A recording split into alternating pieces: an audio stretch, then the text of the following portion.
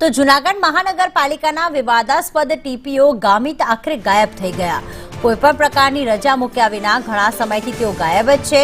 TPO Bipin Gamit ગેરહાજર રહેતા તપાસના આદેશ આપવામાં આવ્યા છે। મહાનગરપાલિકા કમિશનરે બિપિન ગામિત સામે આદેશ આપ્યા છે કે આખરે તેઓ છે ક્યાં। કડિયાવાડ બિલ્ડિંગ ધરાશાયી કેસમાં ટીપીઓ સામે આક્ષેપ કરવામાં આવ્યા હતા। બિલ્ડિંગ ધરાશાયીમાં મૃતકના નામે ફરિયાદ નોંધાવી હતી। કેતન વધુ વિગતો સાથે જોડાઈ ગયા છે। કેતન, કેટલા સમયથી આ ટીપીઓ ગાયબ છે?